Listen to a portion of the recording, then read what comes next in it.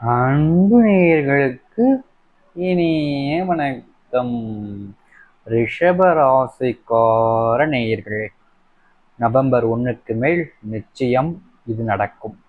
இதை செய்தால் மட்டுமே இந்த ரிஷப ராசிக்காரர்கள் உடைய வாழ்க்கையில் இதிலிருந்து தப்பிக்கவே முடியும்.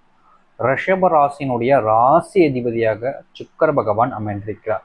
ரிஷப ராசியினுடைய நட்சத்திரங்களாக கிருத்தகை 2ஆம் பாதம் முதல் ரோகிணி, மிருகசீர்ஷியம் 2ஆம் பாதம் முடிகிற வரைக்கும் நட்சத்திரங்கள் இந்த ரிஷபராசியில் அமைந்திருக்கிறது. இத்தனை காலங்கள், இத்தனை நாட்கள் ரிஷபராசினுடைய வாழ்க்கையில கஷ்டத்தை வெளியவே சொல்ல முடியாத அளவுக்கு துன்பங்களை வாழ்க்கையில அனுபவிச்சுக்கிட்டு இருக்க ஒரே ஒரு ராசினா அது இந்த ரிஷபராசிக்காரர்களாம். நிறைய பேர் சொல்லலாம், அவனுக்கு என்னப்பா கொடுத்து வச்ச வாழ்க்கை நல்லா வாழ்ந்துகிட்டு இருக்கான், அவனுக்கு எல்லாம் போய் கஷ்டம் இருக்குன்னு சொல்றீங்களே அப்படின்ற மாதிரி ஒரு சில நபர்கள் வெளிப்படையாக சொல்லதான் செய்றாங்க. ஆனா உண்மை என்னன்னா, இந்த ரிஷப ராசிக்காரர்கள் போல வாழ்க்கையில வேறு யாருமே அதிகமா கஷ்டப்படலைங்க. வாழ்க்கையில எந்த பக்கம் திரும்பினாலும் சரி, எந்த பக்கம் போனாலும் சரி, எல்லா பக்கமும் இவர்களுக்கு கஷ்டம்தான். யாரையாவது நம்பி வாழ்க்கையில எதையாவது ஒரு விஷயத்த சொல்லிட்டா போதும், அவங்க எல்லோருமே இவர்களை வச்சு செய்வதில், இவங்க கிட்ட இருக்கக்கூடிய விஷயங்களை பிடுங்குவதில் குறியா இருப்பாங்க.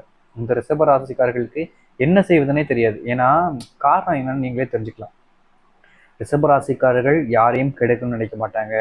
அவங்களுடைய வாழ்க்கையில இருக்கக்கூடிய பிரச்சனை எல்லாத்தையும் பார்த்தீங்கன்னா வெளிப்படையா சொல்லவும் மாட்டாங்க. இந்த ரிஷபராசிக்காரனாலே எளிமையா சொல்லணும்னா இவங்களாம் பாவப்பட்ட ராசியாகவே பார்க்கப்படுகிறது நிறைய பேர்த்தோட வாழ்க்கையில. இவங்களுடைய வாழ்க்கையில உயிரை மட்டும்தான் இருக்கு. வாழ்க்கையில வேற எந்த ஒரு நல்ல விஷயமும் இல்லை. எல்லா நேரங்களிலும் இவங்களுடைய வாழ்க்கையில சண்டைகள் தான். முக்கியமா கணவன் மனைவிக்கு இடையிலான அதிகப்படியான சண்டைகள் என்பது இருந்துகிட்டே தாங்க இருக்கும். அந்த கணவன் இல்லை மனைவிக்கு 2 பேர்த்துல யாராச்சும் ஒருத்தவங்களுக்கு பார்த்தீங்கன்னா பிடிக்காமலே இருந்துகிட்டு இருக்கும். முக்கியமா சொல்லணும்னா இவங்களுடைய வாழ்க்கையில குழந்தை பிறந்ததுக்கு அப்புறமும் கூட சண்டை குறைஞ்சபடா இருக்காது.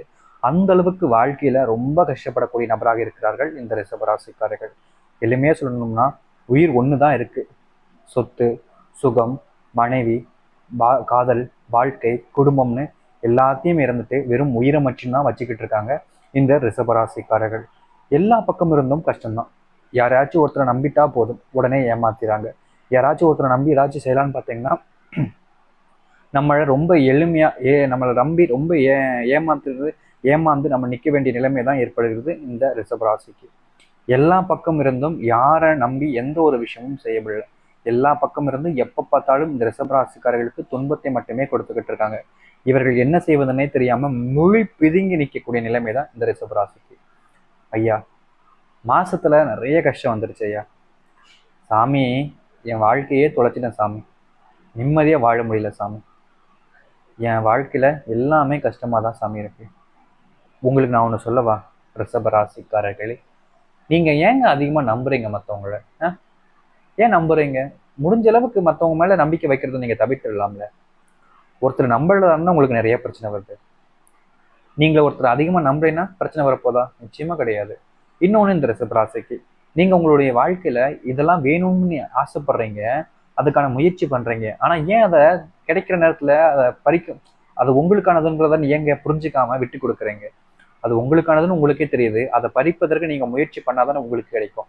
நீங்க அந்த நேரத்துல போய் இல்லப்பா அவங்க ரொம்ப கஷ்டப்படுறாங்கப்பா, அவங்க நல்லா இருந்துட்டு போட்டுன்னு நினைச்சா எப்படிப்பட்ட வாழ்க்கையை நீங்கள் வாழ முடியும்?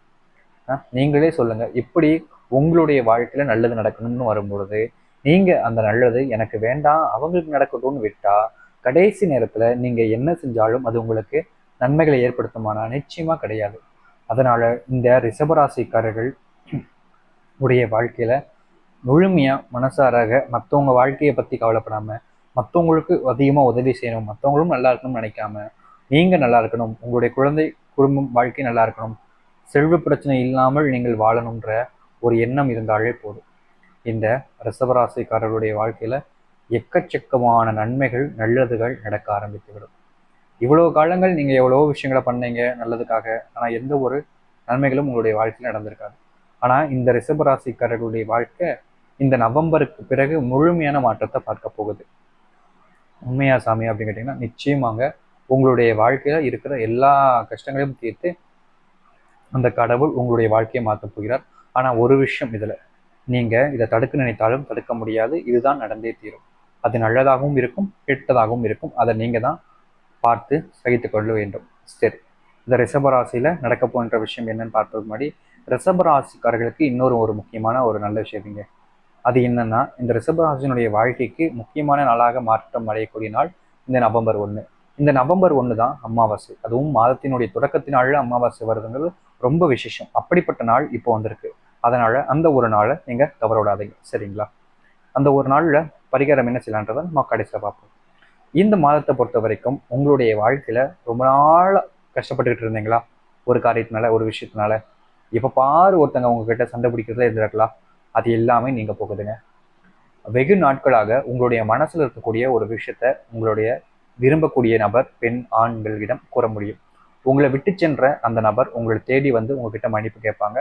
முக்கியமா உங்க மேல தப்புன்னு சொல்லிட்டு நீங்க தண்டனை அனுபவிச்சுக்கிட்டு இருக்கக்கூடிய அந்த தப்பை நீங்களே பார்த்தீங்கன்னா சரியான முறையில வெளிப்படுத்த முடியும். நான் பண்ணலங்க தப்பு, அவங்க தான் பண்ணாங்க தப்பு அப்படின்ற ஒரு விஷயத்த உங்களால இந்த காலகட்டங்களில் வெளிப்படுத்த முடியும்.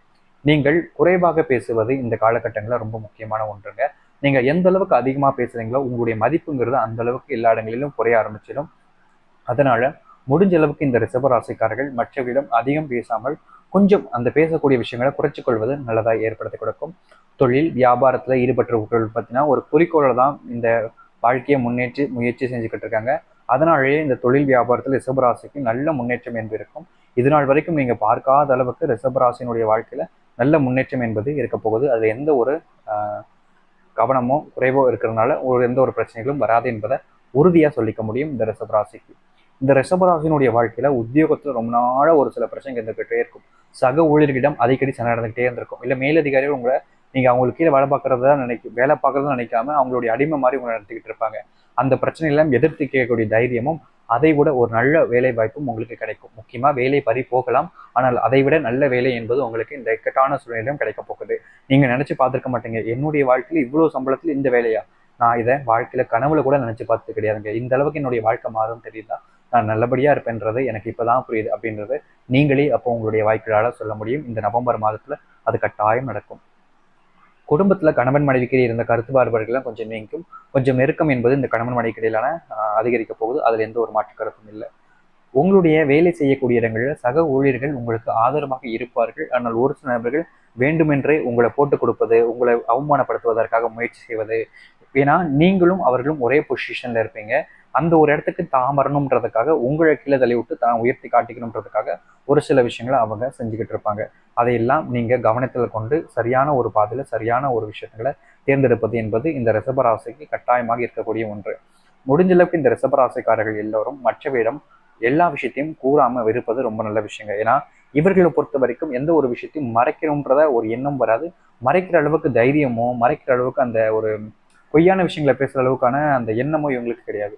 முழுக்க முழுக்க எல்லா விதத்திலையும் எல்லா பக்கமும் உண்மையை மட்டும் பேசக்கூடிய நபராக இருப்பதனாலே நிறைய விஷயங்களை அடி வாங்கிட்டு இருக்காங்க. இதனாலேயே உங்களுடைய வாழ்க்கையில் நிறைய துன்பங்கள் பட்டுக்கிட்டு இருக்காங்க. அந்த சில விஷயங்களை தவிர்த்து போது இந்த ரிஷபராசிக்கு எளிமையானதாகவும் முக்கியமானதாகவும் இருக்கும். இந்த ரிஷபராசினுடைய வாழ்க்கை வருகின்ற நவம்பர் 1க்கு பிறகு இப்படிப்பட்ட மாற்றங்கள்லாம் இருக்க போகுதுன்றதை உறுதியாக சொல்லிக்க முடியும். அமாவாசை நாட்களில் நீங்கள் என்னங்க செய்யணும் அப்படின்னு பார்த்தீங்கன்னா, நீங்கள் உங்களுடைய வீட்டில் தர்ப்பணம் கொடுத்து ஏதாவது ஒரு உணவை பறவைகளுக்கு தானமாக கொடுங்க. உங்களால் பறவைகளுக்கு தானமாக உணவை கொடுக்க முடியலன்ற பட்சத்தில் நீங்கள் உங்களுடைய வீட்டு பக்கத்தில் இருக்கக்கூடிய அதாவது உங்களுடைய குலதெய்வ கோவிலுக்கு சென்று வரலாம். தூரமாக இருந்துச்சு அப்படின்னா நீங்கள் உணவு தானமாக கொடுத்தாலே ஓரளவுக்கு போதுமானது. ஏன்னா உணவு தானம் என்பது இந்த நாளில் காகத்திற்கும் பசுவிற்கும் நீங்கள் கொடுப்பதுங்கிறது அமாவாசை நாட்கள் அப்படின்ற போது அது நிச்சயமாக உங்களுடைய வாழ்க்கையில் எல்லா துன்பங்களையும் நிற்கக்கூடிய ஒன்றாக இருக்கும். அதனால நீங்க முழுமையான மனசோடு நம்பிக்கைப்படணும். எந்த ஒரு விஷயத்தை செய்தாலே போதும் உங்களுடைய வாழ்க்கையில் இருக்கக்கூடிய எல்லா துன்பத்துக்குமான தீர்வு நன்மைகள் என்பது நடக்க ஆரம்பிக்கும்.